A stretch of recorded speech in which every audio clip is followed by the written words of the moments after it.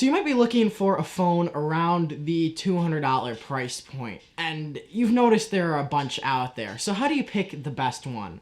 Well, today I'm going to be showing you my pick for the best $200 phone, and that is the Samsung a20. Hello, I am Leaf from Anything Cameras, a channel that focuses on helping you improve your filming and photography. And in today's video, it's going to be about the best budget phone. So I picked this phone for several reasons. One, it only cost me $190, which is pretty darn cheap for the specs. So let me run through them. I'm going to start off with the camera, since that's pretty important for many people.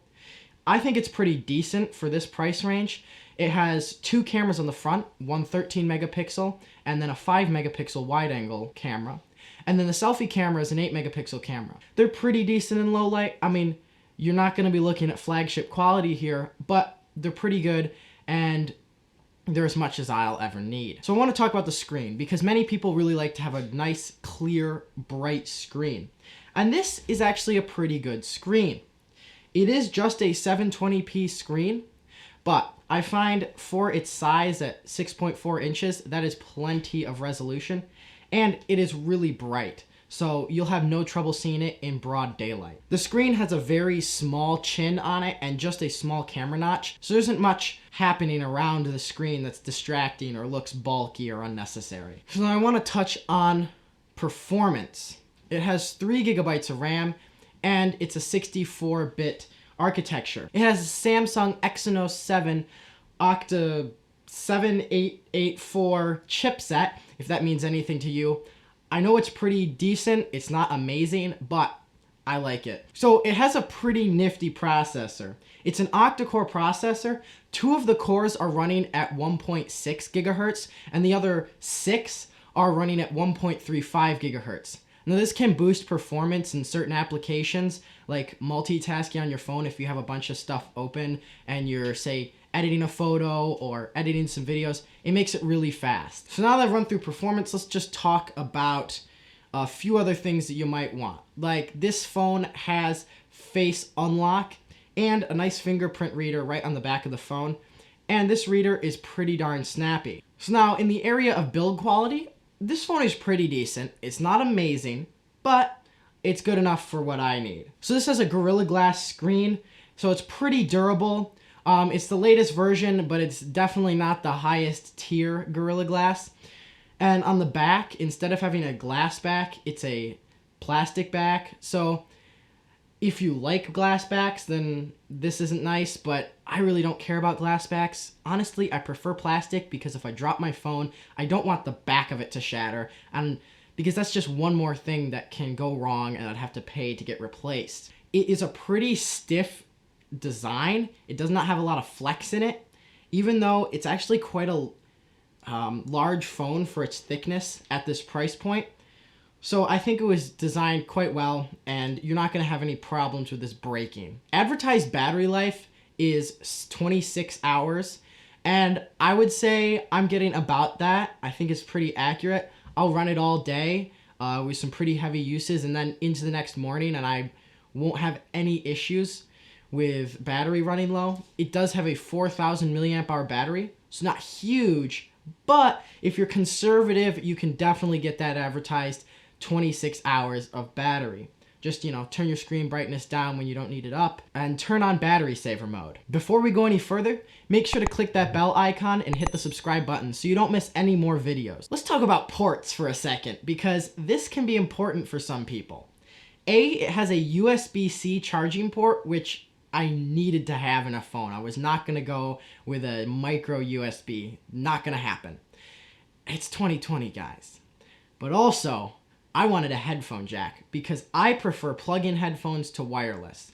And so this one actually has a 3.5 millimeter headphone jack, which is amazing for a phone that came out just last year. So I'm really glad that it has both the USB-C and the headphone jack, because usually you can't find those two things together. So when you go to purchase this phone, you'll see the cheapest options are the international version of the phone. Now at first that might dissuade you from purchasing it, but don't let that do so, because the international version does work in the US. In fact, this is an international version of the phone, and it is by far the cheapest, sometimes even up to $30 cheaper than the US version.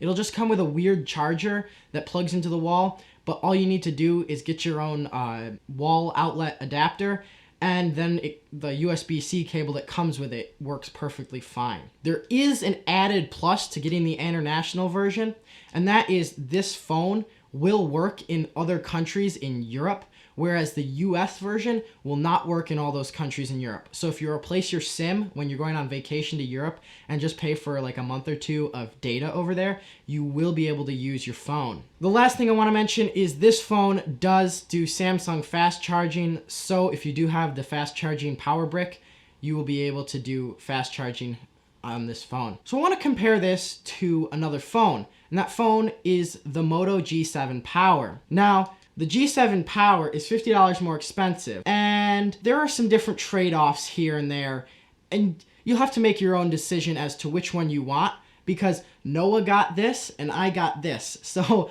obviously we prioritize different things in our phones. For example, the G7 Power has a much longer lasting battery and can easily carry you through 2 and sometimes even 3 days of use, which is very handy, especially when you're, say, camping or just out on the road and you don't have a lot of time to charge it. This, on the other hand, only has about a day of battery in it, so keep that in mind. Now, however, it's not all fine and dandy with this. This phone does have a worse camera. It is only one on the front, and it's not quite as high resolution. It's still fine, but not the same as this one. Also, the screen is a little bit smaller at 6.3 inches, and it does have quite a large chin and a larger camera notch. However, it does have the speaker on the front of the phone, which some of you might really like. This has a speaker on the bottom, which can sometimes get covered up, and it's not always as good sounding. Now, they both have fingerprint readers, which are both very snappy, and they both have face detection unlock. And it's both very good, and I have not seen any problems with it. So now both these phones have plastic backs, but I will say the Moto feels a little bit more durable, and that's just something I've noticed with Moto phones. They're always built really, really well. Now, the one big trade-off here is with a bigger battery comes a thicker phone. So if you want something that's super sleek, you'd probably want the Samsung. If you want something that has a lot of battery life, I would go with the Moto. Now, it's up to you. Personally, I like the Samsung, and Noah prefers the Moto. So all in all, I think that the Samsung A20 is definitely worth it in 2020, even though it came out almost a year ago now. It has pretty good performance, really good screen, decent camera, and the build quality is really good. So if you want a phone for under $200, I would definitely go for this.